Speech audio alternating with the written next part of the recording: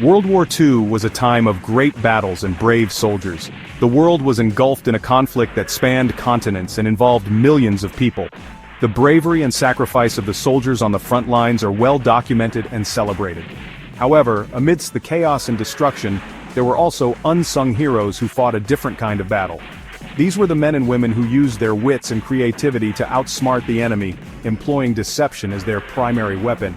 But there was another kind of fighting force, one that used creativity and cunning as their weapons. These individuals were not your typical soldiers.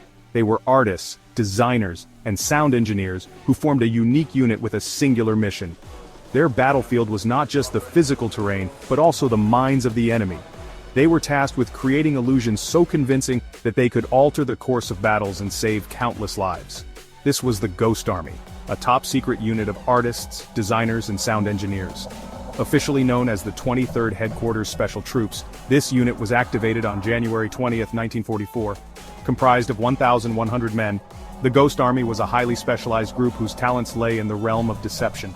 They were masters of creating fake military installations, complete with inflatable tanks, trucks, and even airplanes. Their work was so convincing that it often fooled enemy reconnaissance planes and ground troops. Their mission? To fool the enemy and win the war with trickery. The Ghost Army's operations were shrouded in secrecy, and their success depended on their ability to remain undetected. They used a combination of visual, sonic, and radio deception to create the illusion of large troop movements and military activity.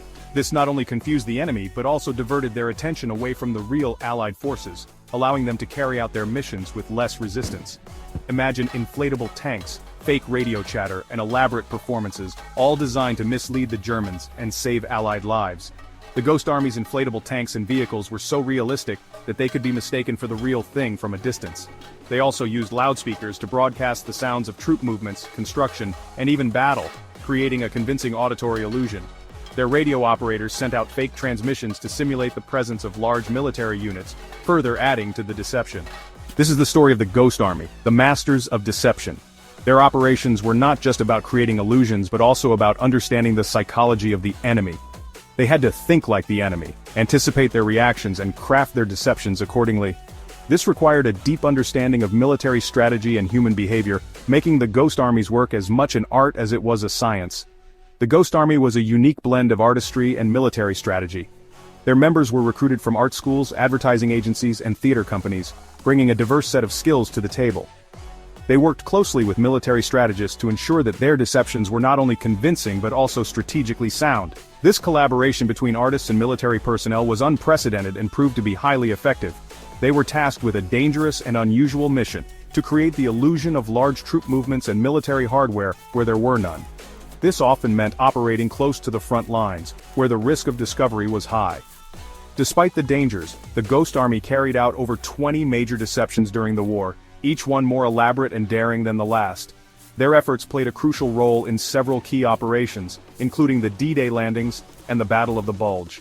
Their tools were not guns and bombs, but creativity, ingenuity, and a healthy dose of audacity. The Ghost Army's success was a testament to the power of unconventional thinking and the importance of adaptability in warfare. They showed that sometimes the most effective weapons are not those that cause destruction, but those that create confusion and doubt in the enemy's mind. Theirs is a story of how thinking outside the box and using art as a weapon played a crucial role in achieving victory. The legacy of the Ghost Army lives on as a reminder of the innovative and resourceful spirit that can turn the tide of war. Their story is a fascinating chapter in the history of World War II, showcasing the incredible lengths to which people will go to protect their nations and secure peace. The Ghost Army's contributions may have been shrouded in secrecy for many years, but their impact on the war effort is undeniable and worthy of recognition. The Ghost Army was formed in early 1944. This unique unit was unlike any other in the history of warfare. It was a top-secret group whose mission was to deceive and mislead the enemy through the use of art and illusion. The idea was to create a phantom army that would appear larger and more formidable than it actually was, thereby confusing the German forces and diverting their attention from the real Allied operations. The United States Army recruited artists, architects, actors, and sound technicians from across the country. These individuals were chosen for their creative skills and their ability to think outside the box. They were not your typical soldiers. Many of them had backgrounds in the arts and had never seen combat before. Yet, they were about to play a crucial role in the war effort. These men, many of whom had never held a rifle before, were trained in the art of deception. They underwent rigorous training to learn how to create convincing illusions on the battlefield. This included everything from setting up fake campsites to simulating the sounds of a large army on the move. Their training was intense and required them to master a variety of skills that were far removed from their previous professions. They learned to mimic the sounds of tanks and artillery fire, to create realistic-looking dummy vehicles and equipment, and to stage elaborate ruses that would fool even the most seasoned German observer. The Ghost Army's operations were meticulously planned and executed, often involving a combination of visual, auditory, and even olfactory deceptions to create a convincing illusion of a much larger force. Among their ranks were renowned fashion designer Bill Blass, famed painter Ellsworth Kelly, and photographer Art Kane. These men brought their artistic talents to the battlefield, using their skills to create the visual and auditory illusions that were the hallmark of the Ghost Army's operations. Their contributions were invaluable, and their creative thinking helped to save countless lives by diverting enemy forces away from the real Allied troops. These men, accustomed to the world of art and design, found themselves thrust into the heart of a global conflict, tasked with using their talents in entirely new and unexpected ways. They had to adapt quickly to the harsh realities of war, learning to apply their creative skills in a context that was far removed from the studios and galleries they were used to. Despite the challenges, they rose to the occasion, using their ingenuity to create deceptions that were both convincing and effective. They traded their paintbrushes and drafting tools for inflatable tanks and sound effects records, becoming soldiers in a war they fought with illusions. The Ghost Army's efforts were instrumental in several key operations, including the D-Day landings and the Battle of the Bulge. Their ability to create convincing deceptions helped to mislead the German forces and contributed to the overall success of the Allied war effort. The story of the Ghost Army is a testament to the power of creativity and ingenuity in the face of adversity. The Ghost Army's bag of tricks was as diverse as its members. This unique unit, officially known as the 23rd Headquarters Special Troops, was a tactical deception unit during World War II. Comprised of artists, actors, and sound engineers, they were tasked with creating illusions on the battlefield to mislead the enemy. Their creativity and ingenuity were their greatest weapons. Their arsenal included inflatable tanks and artillery pieces, which were lightweight and easy to transport. These decoys were designed to look like the real deal from a distance, fooling enemy reconnaissance planes and ground troops alike. The inflatable equipment was meticulously crafted to replicate the appearance of actual military hardware, complete with realistic details and camouflage. Cleverly disguised as the real deal from a distance, these inflatable tanks and artillery pieces played a crucial role in the Ghost Army's deception operations. They were often positioned in strategic locations to create the illusion of a formidable force, deterring enemy advances and drawing attention away from actual troop movements. They used sound trucks to blast recordings of tank and truck noises, creating the auditory illusion of large troop movements. These sound effects were carefully engineered to mimic the sounds of engines, machinery, and even the clanking of metal tracks. The Ghost Army's sound engineers would set up these trucks in hidden locations, amplifying the noise to make it seem like an entire division was on the move.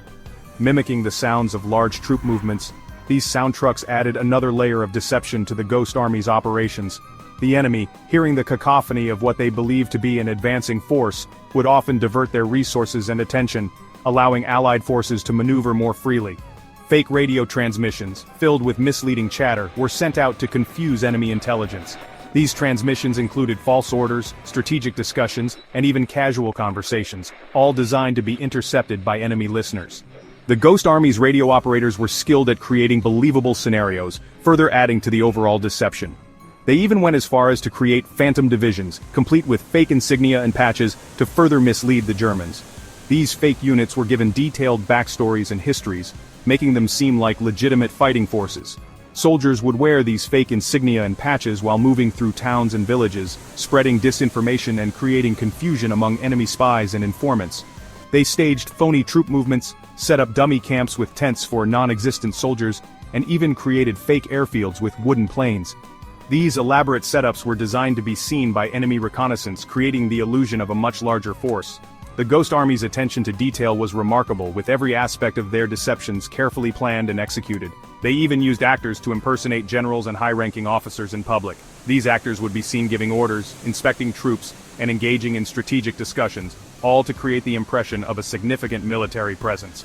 The Ghost Army's use of theatrical techniques was a testament to their creativity and resourcefulness. Their goal was to create an air of activity and strength where there was none, to keep the enemy guessing and off balance. By creating these elaborate deceptions, the Ghost Army was able to protect real Allied forces, mislead enemy commanders, and contribute to the overall success of the war effort.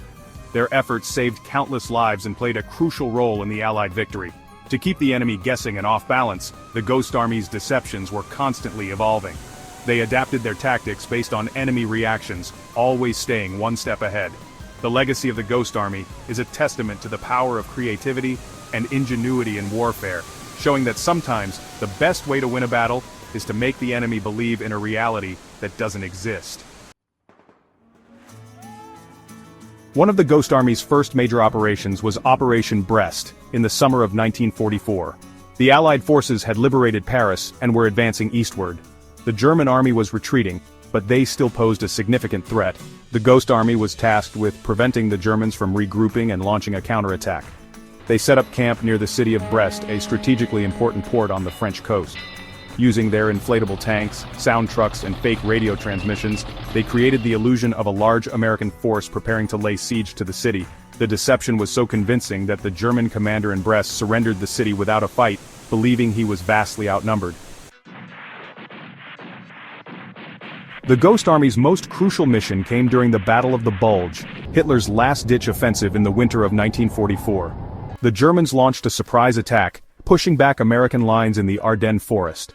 The Ghost Army, positioned near the town of Barl-Hertog, was tasked with slowing the German advance. They were outnumbered and outgunned, with only their wits and their arsenal of illusions to protect them. The Ghost Army sprung into action, deploying their inflatable tanks and broadcasting the sounds of a large and approaching American force. They even used loudspeakers to broadcast misleading orders in German, further adding to the confusion. The deception worked. The German advance was delayed, buying precious time for Allied reinforcements to arrive and ultimately repulse the German offensive. Although they never fired a shot in anger, the Ghost Army played a crucial role in the Allied victory in Europe.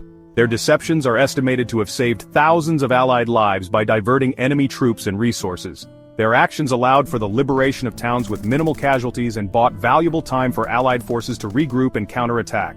They proved that creativity and ingenuity could be just as effective as brute force on the battlefield. The Ghost Army's story is a testament to the power of human ingenuity and the importance of adaptability and innovation in the face of adversity.